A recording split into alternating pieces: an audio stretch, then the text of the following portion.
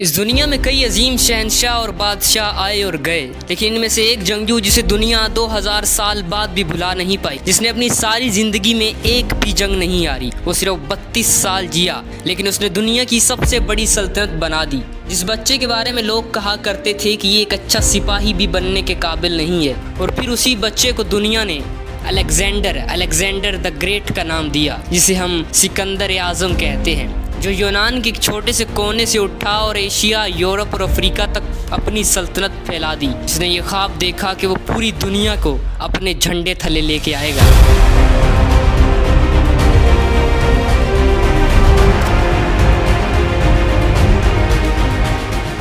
बहुत कम लोगों ने सिकंदर आजम की इब्तदाई ज़िंदगी के बारे में लिखा है। 365 BC में सिकंदर यूनान के शहर पेला में पैदा हुआ। उसका बाप फिलिप दोम, जो कि एक बड़ा ही अजीम फातिह और सियासतदान था, जिसने यूनान के ज़्यादातर शहरों को फतह कर लिया। उसकी माँ ओलंपिस, जो कि एक मजहबी औरत थी, उसने सिकंदर को बताया कि वो कोई आम आदमी नहीं है, बल्कि वो देवताओं की नस्ल से है। बचपन से ही सिकंदर बड़ा ज़हीन था। एक बड़ा मशहूर किस्सा है कि जब एक ताकतवर घोड़ा जिसका नाम बोसिफालस था, वो किसी के काबू में नहीं आ रहा था, लेकिन कम उम्र सिकंदर ने उस घोड़े को अपने वश में कर लिया।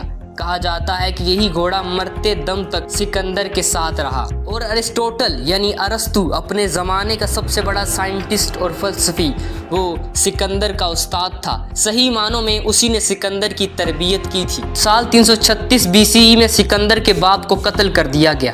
यूं बड़ी आसानी से सिकंदर के हाथ बादशाहत आ गई, वरना यूनान के हालात के मुताबिक हर वो आदमी जिसका रत्ती बराबर भी तख्त के साथ कोई ताल्लुक होता, वो बादशाह बनने की कोशिश ज़रूर करता, और कुछ लोगों ने की भी।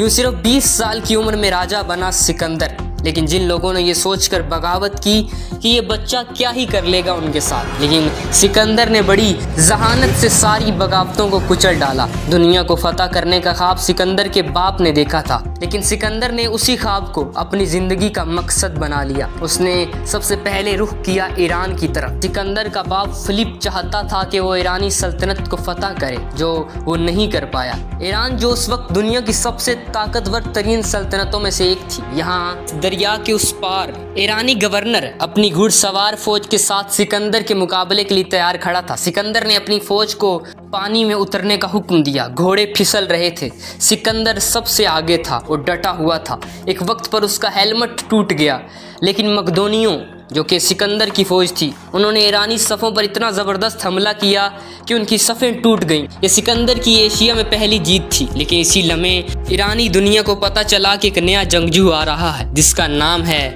अलेक्जेंडर। 333 BC एशोस का तंग मैदान, एक तरफ लाखों पर फैली ईरानी फौज और उनमें खड़ा खुद शहंशाह डायरस, दूसरी तरफ नौजवान सिकंदर था। दुश्मन की ताकत का कोई हिसाब नहीं था। सिकंदर ने उस वक्त अपनी मशहूर हिकमत अमली अपनाई।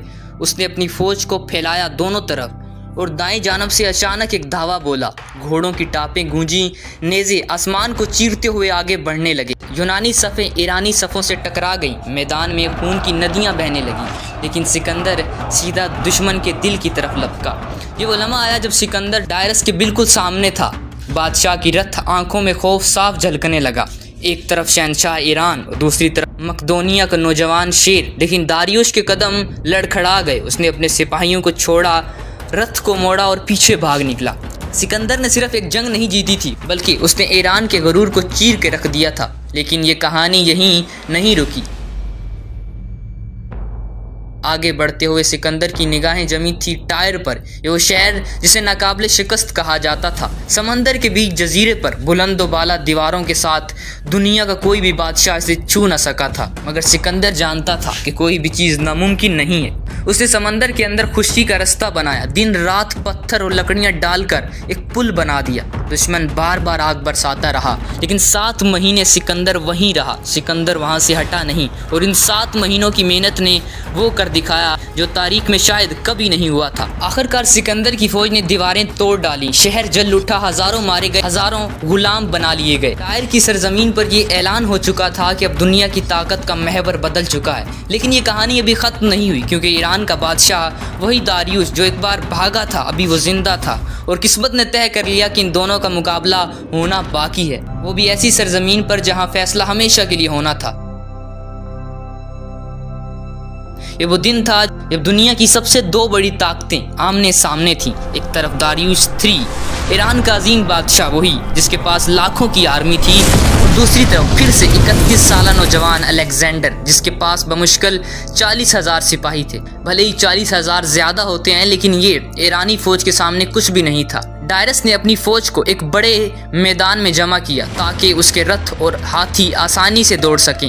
उसके लश्कर में पैदल फौज थी, घुड़सवार थे, तीरंदाज थे और हाथी, सब कुछ मौजूद थे। गोया वो अपने साथ दुनिया की सबसे बड़ी फौज लाया था। लेकिन सिकंदर जानता था कि अगर वो सीधा टकरा गया तो यकीनन हार जाएगा। उसने अपनी फौज को एक खास तरतीब में खड़ा किया, जिसे दुनिया की बेहतरीन फौजी हिकमत अमली कहा जाता है। उसने अपने नौजवानों को वी शक्ल में खड़ा किया ताकि वो दुश्मन के दिल को काट सके। जंग का आगाज हुआ। ईरानी फौज ने तूफान की तरह हमला किया। रथ आगे बढ़े, घोड़े दौड़े और तीर आसमान को अंधेर करने लगे। लेकिन सिकंदर ने अपनी फौज को पीछे हटने का हुक्म दिया, जैसे वो हार रहा हो।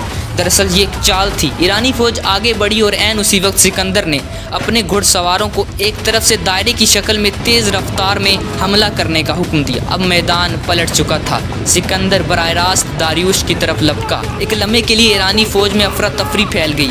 दारियुश ने देखा कि सिकंदर खुद उसकी तरफ बढ़ रहा है। वो घबरा गया और अपना रथ छोड़कर भाग निकला। बादशाह के भागने के बाद लाखों की फौज का दिल टूट गया और वो बिखर गए और मैदान छोड़ के चले गए।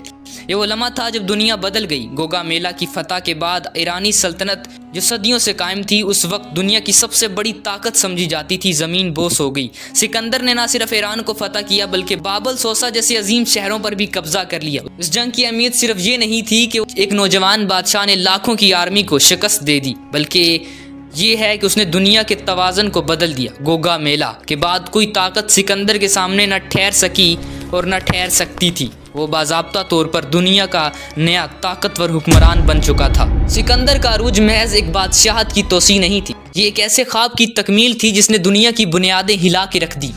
उसकी सल्तनत ग्रीक के पहाड़ों से शुरू होकर इजिप्ट के रेगिस्तानों तक और पर्शिया के महल्लात से बाइबलोन के टेम्पल्स तक और बरे सगीर के दरियाओं तक फैल चुकी थी। ये सिर्फ ज़मीन का कब्जा नहीं था, बल्कि एक नया वर्ल्ड ऑर्डर था। हर शहर जो उसने फतह किया, वहाँ सिर्फ उसकी फ़ौज नहीं दाखिल हुई, बल्कि यूनानी ज़ुबान, यूनानी फ़लसफ़ा और यूनानी आर्ट दाखिल हुआ। यही वो वक्त था जब दुनिया हेलेस्टिक एरा में दाखिल हुई, एक ऐसा दौर जिसने इल्म, साइंस और फ़न और फ़लसफ़े को नई ज़िंदगी बख्शी। सिकंदर ने अपनी सल्तनत को सिर्फ ताकत से नहीं बांधा बल्कि कल्चर के धागों से जोड़ा।